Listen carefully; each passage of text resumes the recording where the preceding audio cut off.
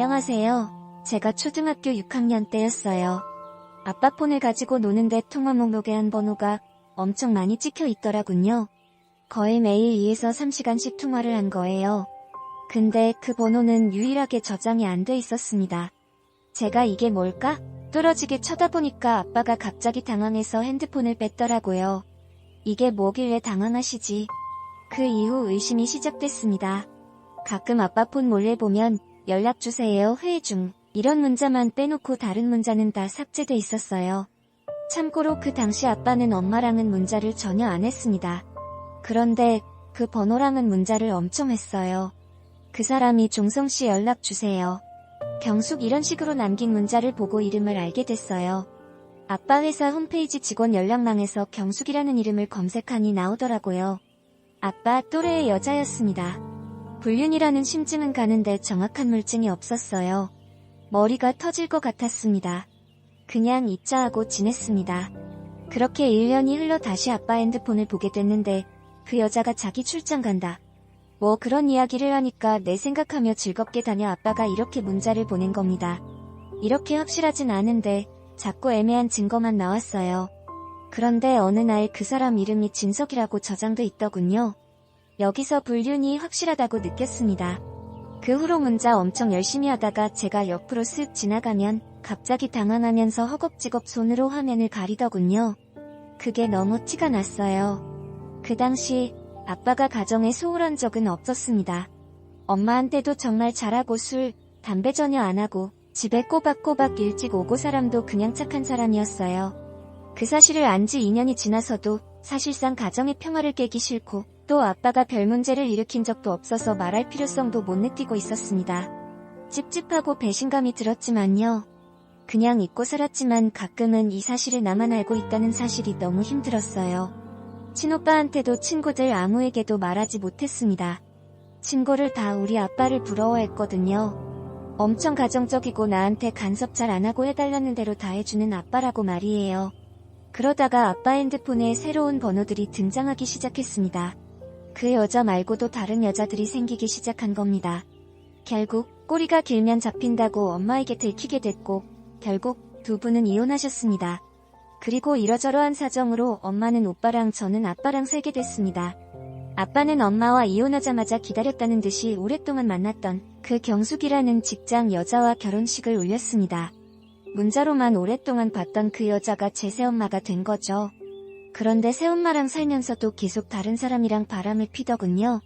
나중에는 문자랑 전화를 새엄마가 다 보도록 그대로 두기까지 하면서 또 산악회 같은 동호회 여러 군데에 가입하시더니만 거기서 만난 여자들이랑 문자를 하루 종일 주고받으셨어요. 바람 피는 거 그리고 여자들한테 찝쩍대는 거를 새엄마한테 매번 들면서도 쉬지 않으셨죠. 새엄마는 본인도 불륜녀에서 아내 자리를 차지한 처지라 그런지 병적으로 아빠한테 집착했고 그럴수록 아빠는 숨이 막히다며 밖으로만 도셨습니다. 집안은 하루가 멀다 하고 뒤집어졌어요. 새엄마는 항상 저를 격렬 섞인 눈빛으로 바라봤습니다. 네 아빠 싫으니까 너도 싫어하고 말하며 대놓고 눈치를 줬어요. 눈칫밥 먹으면서 집에서 죽은 듯이 생활했습니다. 그래서 고등학생이 되자마자 기숙사를 신청했네요. 단 한 번도 기숙사에 찾아온 적이 없던 아빠가 어느 날은 저를 보러 오셨더군요. 그래도 아빠라고 반갑고 고마웠는데 알고 보니 저 보러 간다는 핑계대고 집에서 나온 거더라고요. 그놈의 바람을 위해서요. 저를 보자마자 하는 말이 가관이었습니다. 나 지금 네 새엄마 몰래 드라이브하러 왔어. 그러니까 너 나랑 같이 저녁 먹었다고 해라. 알았지? 너네 새엄마한테 전화 오면 무조건 나랑 저녁부터 늦게까지 있었다고 해. 제 앞에서 당당하게 이런 이야기를 하는 아빠가 제 아빠지만 진짜 미친놈 같더군요. 진짜 내가 스트레스 받아서 자살하면 저 정신병 고치고 새엄마랑 같이 잘 살까? 몇 번을 고민했습니다. 근데 용기가 없어서 시도도 못했어요. 맨날 혼자 울 뿐이었죠. 그러다가 대학교에 들어간 다음부터는 아빠와 인연을 끊어버렸습니다. 아빠의 지원도 받지 않고 혼자 힘으로 등록금을 벌어서 생활할 생각으로 수능 보자마자 열심히 과외 알바를 뛰었어요. 모은 돈으로 대학교 근처 작은 원룸을 구해 들어갔고 아빠에게 이별을 고했습니다. 등록금을 이체하고 나서 바로 몇 시간 뒤 학교 행정실에서 연락이 왔습니다. 이미 등록금이 들어와 있다고요. 환불 계좌를 알려달라 하더군요. 알고 보니 아빠가 저희 학교에 전화해서 등록금과 계좌번호를 물어봐서 저에게 말없이 이체를 해주셨더군요. 아빠한테 전화해서 다음 학기 등록금부터는 나 혼자 해결하겠다고 이제는 연락하지 말라는 문자를 보냈더니 알겠다고 하시더군요. 그 후로 저희 부녀 단 한 번도 연락을 하지 않았습니다. 아마도 아빠는 더 자유롭게 여러 여자를 만나실 수 있어서 좋으셨을지도 모르겠네요. 저는 장학금을 받기 위해 학점 관리를 무척 열심히 했습니다. 과외 여러 개 뛰는 것보다 그 편이 낫다 싶었거든요. 다행히 한 학기를 제외하고는 전액 장학금을 탈 수 있었고 졸업까지 크게 힘들지 않았습니다. 그리고 제가 대학교 졸업을 앞두었을 때 연락 한 번 없던 오빠에게 전화가 왔습니다. 엄마가 하시던 사업이 안 돼서 너무 힘들다고요. 알고 보니 엄마 사업은 아빠와 이혼 후부터 쭉 힘들었었고 둘이서 제대로 입지도 먹지도 못했다더군요. 안쓰러운 마음에 대학교 졸업과 동시에 엄마의 생활비를 제가 보태기 시작했습니다. 오빠도 저와 비슷한 시기에 직장 생활을 시작했어요. 월급은 쥐꼬리고 여기저기 떼는 게 많아서 힘들다고 하길래 제가 철마다 오빠 옷도 사입히고 했습니다. 그런데 어느 날 오빠 카톡 프로필 사진을 보니 여자친구가 생겼더군요. 집에는 생활비 한 푼 안 주고 돈 뜯어가면서 엄마가 사업용으로 구입하신 차에 기름 채워놓으면 끌고 나가서 싹 기어오는 건 기본에 그 차에 여친 태워서 여기저기 여행 다니며 돈 펑펑 쓰고 다녔더라고요. 오빠가 그간 얼마나 가난에 치이면서 힘들었을까. 이제 돈 벌고 하니까 연애도 하고 놀고 싶을 만도 하지라는 생각에 전 그냥 못 본 척 모른 척 했습니다. 적어도 저는 아빠와 새엄마 때문에 정신적으로 고통스럽긴 했지만 물질적으로는 풍요로웠으니까요. 그렇게 몇 년이 지났습니다. 오빠도 이제 돈 좀 번다고 엄마가 자랑스럽게 말씀하시더라고요. 그래서 오빠한테 연락해서 이제부터 생활비 좀 내라. 나는 그동안 했으니 이제 내 공부 좀 하겠다. 그랬더니 갑자기 결혼을 한다더군요. 원래 몇 년 후에 하고 싶다고 본인 입으로 말해와 놓고서 말이에요. 여자가 저랑 동갑이라 20대였고 급하지도 않았어요. 딱 사이즈 나왔죠. 집에 생활비 주기 싫어서 결혼하겠다는 거였어요. 어느 날은 둘이 싸우고서는 오빠가 헤어지자고 하고 일주일간 그 여자 연락을 다 씹었나 봐요. 그랬더니 저희 집에 갑자기 그 여자가 쳐들어와서 우리 엄마 붙잡고 울고불고 빌었다고 합니다. 결국 엄마가 오빠를 설득해서 다시 만났어요. 그렇게 결혼 준비하면서 문제가 생겼습니다. 우리 엄마, 제가 집에 돈을 그렇게 갖다 바쳐도 나는 아들밖에 없어. 아들 하는 분이셨어요. 오빠는 집에 돈 10원도 안 가져오고 집에서 손 하나 까딱 안 했습니다. 그래도 저희 엄마는 아들 최고만 외치던 분이셨어요. 뭐 평생을 그러셨던 분이라 뭐 그러려니 했었는데 아니, 상견례부터 대박이었습니다. 상견례를 그 사돈댁 동네에서 하자고 하더군요. 서울 시내이고 차로 갈 거니까 오케이 했습니다. 저희는 꽃단장하고 열심히 차려입고 신경 써서 30분 먼저 갔는데 약속 시간이 지나도 나타나지 않더군요. 결국 30분 지나서 나타났는데 늦어서 죄송하단 말 한마디 없었어요. 그런데 그 집 남동생만 멀쩡하게 차려입었더군요. 딱 봐도 그 집 아버지는 집에서 입고 나온 옷이었고 그 집 어머니는 추리닝 입고 오셨어요. 머리나 화장 따위 당연히 안 하셨고요. 돌아와서 이게 우리 집 무시하는 게 아니냐며 제가 난리쳤더니 저희 엄마 눈은 다 동태 눈인지 절대로 우리 아들 예기장인 장모는 추리닝을 입은 적이 없고 정장이었다며 우시더이다. 그때 결혼식 불렀어야 했어요. 결사반대를 할 걸 너무나도 후회가 됩니다. 그 되바라진 예기 새언니가 결혼식 날짜 얼마 안 남겨두고는 우리 엄마를 찾아와서 어머니, 저는 오빠랑 결혼할 생각만 했어요. 오빠네 가족 같은 게 생각해 본 적 없습니다. 제가 왜 그래야 하죠? 그래서 말인데요. 저 어머니 모시고 못 삽니다. 어머니 혼자 이 집에서 나가 사세요. 라고 했답니다. 그냥 오빠 시켜서 말했어도 되고 그냥 좋게 말했어도 되는 게 아닌가요? 그렇게 함부로 그렇게 나댔어야 하는 걸까요? 엄마 펑펑 우셔서 저 솔직히 화났습니다. 저 얘의 예절이 너무나 중요한 사람이에요. 그래서 문자 보냈어요. 우리 오빠 고아 아닙니다. 우리 엄마가 고생하면서 키우셨어요. 그러니 그렇게 함부로 하지 마세요. 우리 오빠를 정말 사랑한다면 사랑하는 사람 낳아주고 키워주신 분이니 최소한의 예의는 지켜주세요. 얼마 후에 제게 전화가 오길래 저는 속으로 나랑 대화를 하려나 보다 잘됐다 하고 받았습니다. 여보세요. 가 다 끝나기도 전에 미친놈. 욕세례를 5분씩이나 쏟아내더군요. 너무 갑작스럽고 당황스러워서 뭐라 대꾸도 제대로 못했습니다. 그런데 순간 그 욕 끝에 애비도 없이 자라서 그 모양이냐 소리가 들려오더군요. 정신이 번쩍 들었습니다. 또 다른 여자들은 결혼 준비하면 회사 그만두고 노는데 나는 왜 너네 오빠 같은 사람을 만나서 힘들게 일하면서 준비를 해야 돼? 라고 하더이다. 어처구니 없어서 그럼 재벌 집 아를 만나시지 그랬어요. 내가 우리 오빠 만나라고 등 떠밀었어요. 해주고는 바로 집에 연락했습니다.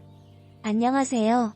제가 초등학교 오빠는 이 얘기를 듣고는 그게 사실이면 자신도 욕하고 부모도 욕했으니 결혼 취소하겠다고 했어요.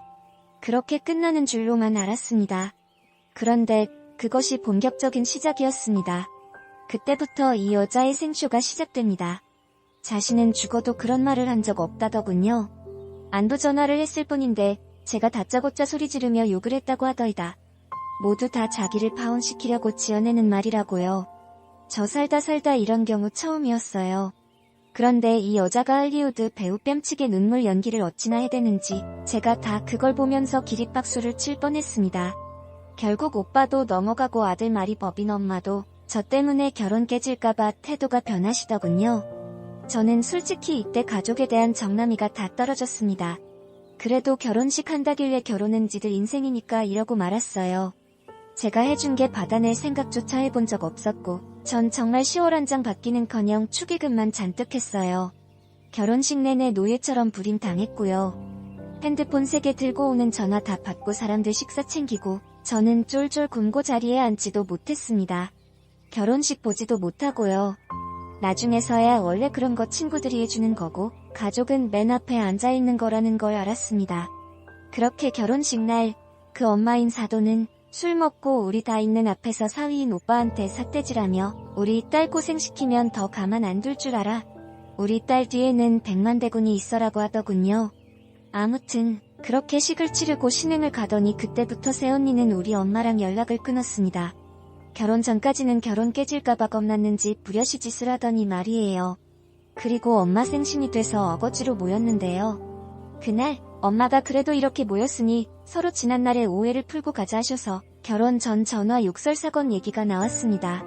솔직히 내가 그때 미쳐서 그랬다. 진심으로 잘못했다. 사과만 했으면 저 하나도 뭘 어쩌겠어요. 제가 결혼한 사람 아닌데. 그런데 끝까지 제가 지어낸 말이라며 또 눈물의 똥꼬쇼를 펼치더군요. 그게 사실이라면 저 당장 벼락을 맞아 죽어도 싸요라는 말을 겁도 없이 하길래 그래? 그럼 그래야지 하고 제가 싸대기를 날렸습니다. 저 누구 쳐본 적이 그때가 처음이라 그때 손 부들부들 떨려서 제대로 때리지도 못했어요. 그런데 정말 제 손이 나가자마자 저에게 몸을 날려서 제 배를 발로 차고 발길질을 사정없이 해대더군요. 그것 보고 평소 싸움 좀 했구나 느껴졌네요. 그 후로 그 여자는 저에게 발길질을 한 건 다 잊어버리고 저에게 뺨을 너무 심하게 맞아서 억울하다며 그 일을 핑계로 시댁과 아이의 연을 끊어버립니다. 그 뒤로 얼굴을 못 봤어요. 명절에는 오빠가 빈손으로 혼자 왔습니다. 안방에 들어누워서 한두 시간 핸드폰 게임하다가 저랑은 말도 안 섰고 엄마가 제가 벌어서 들인 돈으로 만드신 반찬을 바리바리 싸주면 그게 차에 싣고 갔습니다. 차 얘기도 해야겠네요. 우리 엄마 차를 지가 팔아야겠다고 하더군요. 신나게 데이트용으로 쓰더니 너무 중고라 폐차할 지경이라고 하면서요. 엄마가 차 필요하다고 안 판다 했는데도 결국 다고 통보 왔네요. 그래서 차 팔은 돈 달라고 했더니 데이트할 때 딱지 붙어서 안 내고 쌓인 벌금 내느라 다 썼대요. 엄마는 운전하시던 분인데 그 일로 발이 묶이셨어요. 아참 결국 엄마는 정말 쫓겨났고 결국 제가 있던 곳 빵 빼서 엄마랑 합쳤습니다. 그랬더니 제가 사는 집이니까 생활비 제가 내는 게 당연하다며 결혼 전에도 그랬듯이 결혼 후에도 오빠 10원 한 장 없더군요. 제가 지금까지 집에 생활비며 오빠한테 갖다 부은 돈 합쳤으면 저는 서울에서 집 샀습니다. 그 이후로 엄마가 수술을 몇 차례 하셨는데 병원에 다닐 주도 오지 않더군요. 그리고서는 아기를 낳더군요. 그런데 조산을 해서 아기가 정상이 아니었습니다. 며느리의 막장을 아는 주변 사람들은 아기한테는 미안한 얘기지만 그 여자랑 너네 오빠 1000벌 받내라고 할 정도였어요. 네, 다 좋아요. 저희한테는 얼굴도 안 보여주더군요. 그런데 돌잔치를 부르네요. 그래도 조카 돌잔치라고 그때 금갑 최고 찍었을 때인데 돌 반지 들고 갔습니다. 그래도 조카 처음 봤다고 안아주고 있었죠. 그런데 사회자가 시키니까 우리 엄마한테는 마지못해 인사하더니 저는 투명인간 취급을 하더라고요. 본 척도 안 했어요. 그 은한 담배품도 여기저기다 뿌리고는 우리 보고 가족이니까 가져가지 말래요. 친구를 줘야 한다고 그 자리에서 남동생이 환하게 웃으며 저희 엄마한테 인사하더라고요. 주신 차는 아주 잘 쓰고 있어요 라고 하면서요. 아, 네, 했다던 우리 엄마 차는 그 집 남동생 결혼 선물로 가 있더라고요. 하하, 그래도 오랜만에 얼굴도 봤고 마침 딱 그 일주일 뒤에 엄마 생신이셔서 같이 밥 먹자는 얘기가 나왔죠. 결혼하고 몇 년 만에 지들이 먼저 돌잔치에 불렀잖아요. 그런데 안 오겠답니다. 그래서 엄마가 한마디 하셨어요. 돌잔치에 내 신우가 축하해주러 왔는데 인사도 안 하고 그건 아니지 않니? 옛날에도 네가 거짓말한 거지? 그러니 그놈 또 멋들어진 연기를 시작하더군요. 눈물을 뚝뚝 흘리면서 어머니 정말 너무하세요. 저 정말 너무 억울해요. 이 자식 하면서 말이에요. 그러니까 엄마인 사돈이 저희 엄마에게 고래고래 소리 지르며 당신이 뭔데 우리 딸한테 이래라 저래라야. 어디서 감히 우리 딸을 울려. 블라블라 육지거리를 하는 겁니다. 알고 보니 그 엄마의 그 딸이더군요. 그렇게 폭언을 당하고 엄마 또 펑펑 우시다가 집에 가셨습니다. 며칠을 알아누우셨어요. 정신과 가서 우울증에까지 처방받아 오셨더군요. 그러다가 악에 바치셨는지 도저히 안 되겠다고 아들이랑 며느리 집에 찾아가서 얼굴 보고 말해야겠다고 하시더군요. 그동안 아들 내외 사는 집에 구경 한 번 간 적 없었던 엄마예요. 오빠 내외는 사돈이랑 한 동네에 신혼집을 얻어 살고 있습니다. 저는 사돈 댁에서 폭언을 했는데 폭행도 할까봐 엄마 혼자 보낼 수가 없어서 따라갔어요. 아파트 단지 안에 들어서서 엄마가 전화를 하니 오빠가 걸어 나오더군요. 그런데 정말 순식간에 상상도 못한 일을 겪게 됐습니다. 저를 보자마자 달려오더니만 제가 길에 쓰러질 정도로 2차례나 제 뺨을 때리는 겁니다. 그리고 그로부터 30여 분간 제가 경찰 불러서 경찰이 올 때까지 저를 밟아댔습니다. 야속한 우리 엄마는 본인 딸이 그런 꼴을 당하고 있는데도 본인 아들을 신고하기는 싫었는지 어쩜 좋니 어떻게 하니 하면서 지켜만 보고 계셨고요. 경찰서 가서 왜 그랬냐는 경찰의 물음에 오빠의 대답은 너무나도 충격적이었습니다. 엄마한테 화가 났는데 엄마를 때릴 수는 없잖아요. 그래서 그랬어요. 이 말을 듣고 제 귀를 의심했습니다. 미친 거 아닐까요? 병원에 가려고 하니 오빠란 놈이 미안하다고 집에 가서 지갑을 가져오겠다고 하더군요. 그리고 그 뒤로 나타나지 않았습니다. 그래서 병원비 해결하라고 연락했더니 네가 맞을 만해서 맞은 거니까 네가 알아서 해결해 라고 하더군요.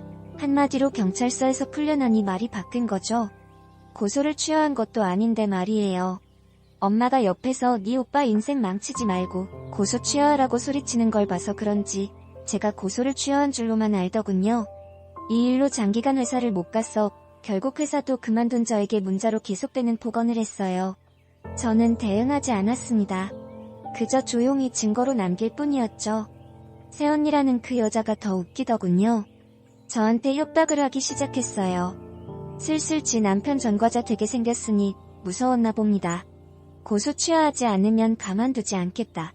네 오빠 전과자 되면 이혼하고 애기 두고 도망가겠다 하더이다. 아니 이게 저한테 통할 줄 알았나 봅니다. 그러라고 했습니다. 우리 오빠랑 이혼하고 애기 두고 가라고 오빠가 알아서 하지 않겠냐고 했더니 또 온갖 욕설을 퍼붓더이다. 그러면서 자기가 이혼하면 제가 위자료를 줘야 한대요. 이거지 같은 집안에 시집와서 본인이 당한 거 생각하면 치가 떨린다면서 말이에요. 참고로 우리 집이 그 집보다는 잘 살고 오빠도 연예인 닮은 외모에 그 여자는 표독스럽게 생겼고 학벌도 오빠는 대졸이지만 그 여자는 중졸이에요. 맞벌이 하면서 돈 열심히 모으자면서 여자가 꼬셔서 결혼했는데 결혼하자마자 20대 여자가 일 관두고 전업주부에서 오빠가 죽는 소리 했고요. 그래놓고 임신 중에 여기저기 쏘다녀서 아기가 밑으로 내려와서 조산했다고 들었어요. 아들만 오냐오냐 키우신 우리 엄마는 여자가 잘못 들어와서 집안을 쑥대밭을 만들었다고 하시지만 제 생각은 다릅니다. 오빠부터가 제대로 된 인성을 갖추지 못했으니 그런 여자를 만난 거지요. 피리피리 유유상종 아닙니까? 어릴 때부터 제가 막내 아니라 누나 같다고 오빠 아니라 동생 키우는 것 같다. 소리 듣고 자랐어요. 그래도 자존심 안 상하게 챙겨주려 노력하고 열심히 살았습니다. 그런데 새언니 전까지만 해도 여자친구 집에 데려오면 내 동생한테 잘해야 한다 말하던 오빠가, 어디 가서 제 자랑하고 다니던 오빠가 저를 그렇게 무자비하게 폭행하고도 사과 한마디 안 할 정도의 내녀란으로 변한 건 충격적이더군요. 그냥 처음부터 없던 사람들이라고 생각하고 살아야겠다 싶습니다. 고소취야, 생각 없습니다. 합의 또한 없을 겁니다. 이혼하든 말든 신경도 안 쓰입니다. 참고로 엄마랑도 인연 끊었습니다. 함께 살던 전셋집 보증금 빼서 월세로 바꾸고 제 짐 다 들고 나왔어요. 월세, 엄마가 알아서 하시겠죠. 더 이상 생활비 10원도 드릴 생각 없습니다.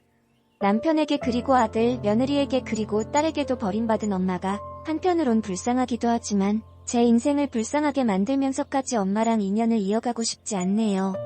오빠는 이 얘기를 듣고는 그게 사실이면